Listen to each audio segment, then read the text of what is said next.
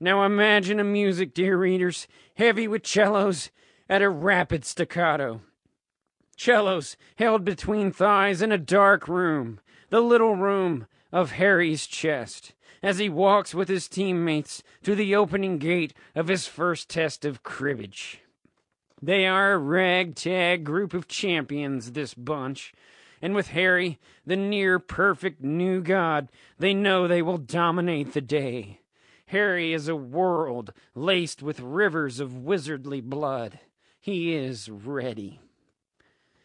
As the sun streams on their face, he throws his leg over his steed and begins to rip the air a new one. His teammates and he swim through the air, testing out the space of the enormous field of play, as the announcer squawks a fact that begins to drive the blood up in all of the chilled spectators. Gryffindor versus Slytherin. The autumn air puts up an icy fight, but the heat off of Harry alone warms the airy playing field. Whoosh and whoosh, the players take their positions. All of Harry's worries and hang-ups and personalities are left in the locker room. Here, it is only the seeking machine that is Harry Potter. He is so ravenous, he can hardly keep from flying over and chomping the fingers off his opponents in a gesture of what's to come. Just blow the fucking whistle, he growls. Soon, Professor Catface Meowmers is on the field. She makes sure that the players are in position, and then releases the balls. That snitch brings the animal in Harry right up to his eyeball skins. That snitch is Harry's desire, his fucking life. Harry knows what he has to do, and I'd warn God himself not to get in the way.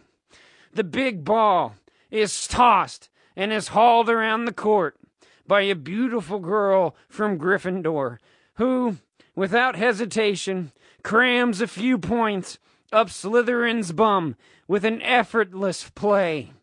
She will indeed be an asset for the few years that she will attend Gryffindor. There are high fives and claps, and the ball is back in play, Slytherin's favor. The crowd is half frozen and unresponsive. I guess they need blood splattered all over their faces to keep them from yawning. Now, the most hideous boy in the world has the ball. He has a lumber pile in his mouth that he is calling teeth, and he is a mean SOB. He goes for some points, but is denied by our bloodthirsty Major Wood. Swarm, swarm, swoosh and swarm, the ball goes back and forth again. Beautifully powerful, earnest warriors of Gryffindor handle the ball and release it as a team past the obviously inexperienced Slytherin goalie. Fuck yes! Harry releases a primal yelp. Surprisingly again, the crowd seems sedated in the presence of such history-making titans. The ball is again Slytherin's, but is again denied by Major Wood. Joey Lumbermouth, though, pounds a ball right at our goalie, and blammo! He is down and out on the sand cold. Harry positively ignites with rage, and Lumbermouth shows his namesake as Hardcastle McCormick worries under her muffed ears. The game proceeds, and Slytherin decides that they will just burn a few points without the watchful eye of Wood. Fuck! Harry snarls. The game proceeds again. Harry could kill everyone for this. Woodpile and Ernie play rough and unclean on a beautiful Gryffindor player. Those boys are just fucking awful. They railroad her and push her into the bleachers, and down she goes. Fuck. Fucking shit. Harry is all but hulking out at this point. Everyone is outraged as Slytherin scores again.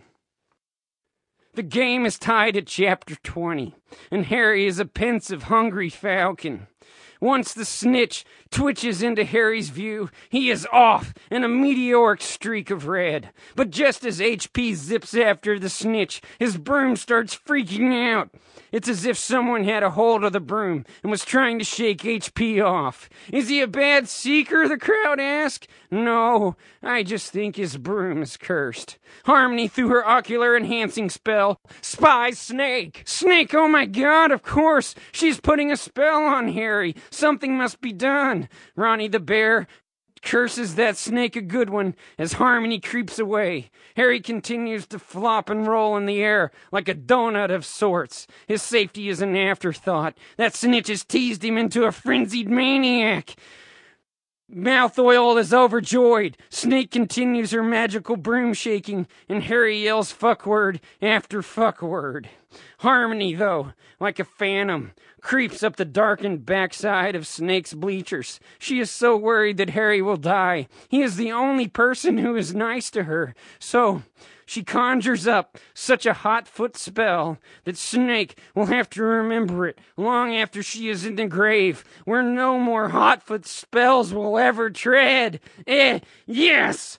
Snake begins to be so distracted, she wrecks all of those around her. Queerman, Velasquez, Monster Mash, Zoomercroom, they're all pissed for Snake tossing about so wildly, and Queerman is oddly intent on the game's proceedings.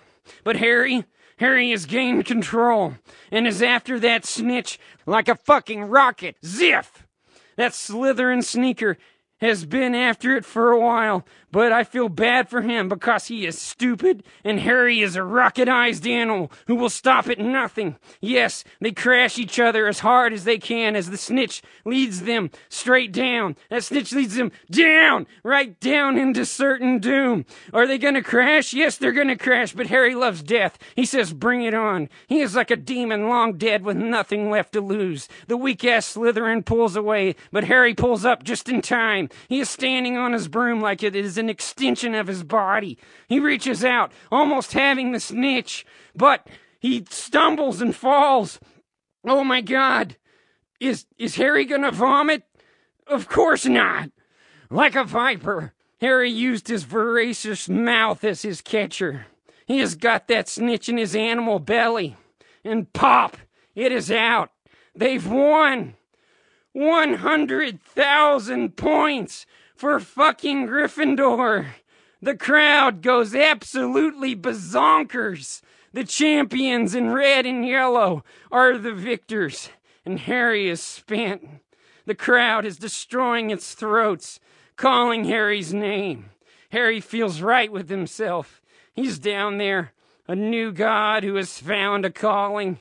He holds up that snitch and bellows.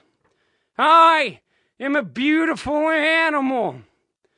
I am a destroyer of worlds. I am Harry fucking Potter. And dear readers, at last the world was quiet.